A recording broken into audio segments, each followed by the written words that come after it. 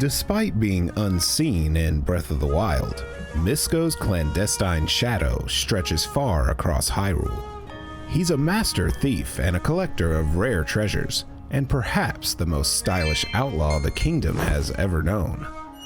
Yet the deeper we follow his trail, the stranger his legend becomes.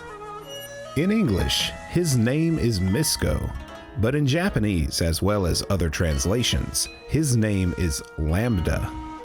In our world, the Lambda symbol is tied to science, mathematics, and sometimes resistance. Within Hyrule, however, it has no established meaning, until Misko made it his.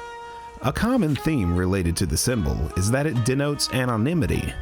This seems fitting for a bandit to latch onto. We never meet Misko in Breath of the Wild or its sequel, but his reputation is etched into the words of the characters who knew of his legend. They speak of a cunning mind and a daring streak that put him leagues above common bandits. His hidden stashes are marked with staves and banners bearing his personal emblem, the Greek capital letter Lambda, a deliberate symbol left for those bold enough to seek him out. Misko's hoards contain something stranger than mere rupees or gemstones. They sequester exact replicas of legendary armor and outfits from other eras of Zelda's history. The Fierce Deity's armor, the Fused Shadow, Link's Awakening's outfit. Many of these are tied to worlds and timelines far removed from Breath of the Wild. The game confirms that they are not genuine articles, as they lack the powers of their real-world counterparts, yet the accuracy is astonishing. To purloin these replicas, Misko needed more than skill. He needed knowledge that should have been lost to the ages. Misko is not the first thief of renown in Zelda's history. Ganondorf himself began as an evil thief. Blind the Thief from A Link to the Past was a master of disguise and a bandit from Kakariko Village. Even Tingle, with his multiple counts of larceny and outrageous price gouging, blurs the line between merchant and swindler. But Misko stands apart through the sheer improbability of his collection. The shrine that often accompanies the treasures hidden by Misko is based on a Shinto mikoshi. They are said to allow the spirits to be transported across the lands. In Zelda, we don't know what their purpose truly is, but interestingly, it is said that some garments also house spirits within them, so perhaps there is a connection there. If we examine the clutter located in the back of the shrine, you might recognize that some of these items can be found in Kakariko Village. This seems to indicate that perhaps Misko was of Sheikah descent. However, we cannot be totally certain that this is the case. After all, he was a thief. We know from the DLC of Breath of the Wild that Misko's exploits led him to raid Hyrule Castle for its haute couture treasures. It is possible that having such intimate knowledge of such massive castle grounds might be because Misko enjoyed a connection to the royal family, perhaps being under their employ.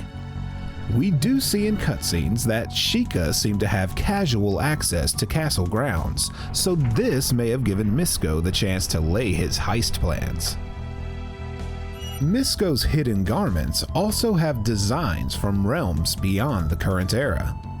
One mystery that doesn't yet have an answer is, how did Misko or Hyrule Castle gain access to garments that resemble those from other timelines? There could be many crazy solutions to this problem. If you check out my video about Hyrule's timeline, I lay out one possible explanation for how this could be achieved without breaking canon, so go check it out. When hiding his most valuable pieces across Hyrule, you may notice that the puzzles he uses to conceal his treasures are of Zonai design, or tied to the ancient Gerudo, like with the 8th Gerudo statue. How do you think Misko was able to navigate these Zonai puzzles when modern Sheikah barely know anything of them? His abilities as an explorer must have been nearly on par with Link's. The Sheikah, especially the ancients, are depicted as being highly capable and able to use a plethora of abilities. For example, Master Koga states that he and his ancestors are able to use techniques that go beyond those of the Sheikah slates. We can examine the abilities of Misko as well, and see that he too is able to perform wild feats that could enable them to achieve some of the requirements needed to interact with these ancient puzzles. In the modern day, the closest analog I believe we have to Misko is the Sheikah known as Grante. The reason for this comparison is that this man in Breath of the Wild is one of the few people capable of claiming legendary clothing that normally could only be obtained from shrines or other trial-locked locations. He even shares some inventory with some of Misko's treasures from Tears of the Kingdom. We know that he is the son of Robbie and Jaren, and that he spent his time studying ancient civilizations. While I'm not trying to imply that his true identity might be Misko himself, I do think that the parallels between he and Misko do add weight to the theory that Misko could have been a Sheikah. One final detail makes Misko even more unusual: his fixation on clothing. For Misko, fashion was a treasure that was worthy of being secreted away for only the most diligent of treasure hunters to discover. According to NPCs we meet in Tears of the Kingdom, Misko's pilfering is not the reason he is regarded as a legend. It is due to his extraordinary fashion sense. Did he believe these fashion items held a magic whose value is one that should be preserved? Remember, in Zelda, there exists a clan of people who are dedicated to the pursuit of fashion, and most notably, the magic tied to fashion. The country of Hytopia comes to mind, and Madame Couture and her sister, Lady Mode, possess fashion magic. Also, great fairies from across the series seem to have abilities tied to the magic powers of fashion. Nearly all of the Breath of the Wild era fairies share this trait, and this is also referenced by the Great Fairy in the Color Dungeon, as well as Echoes of Wisdom's Great Fairy. Whether he was a traveler of worlds, an expert on Hylian histories, or simply the most stylish thief in Hyrule's existence, Misko's impact was enough to make him a legendary figure in his own right. One who has the knowledge of secrets of Hyrule that are usually reserved for those chosen by destiny. Do you know of any other instances of fashion magic being used in the series?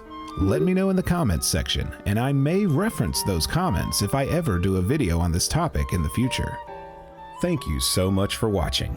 Be sure to like and subscribe before you go, and I'll be back with more interesting lore for you next time on the Fused Kinstone.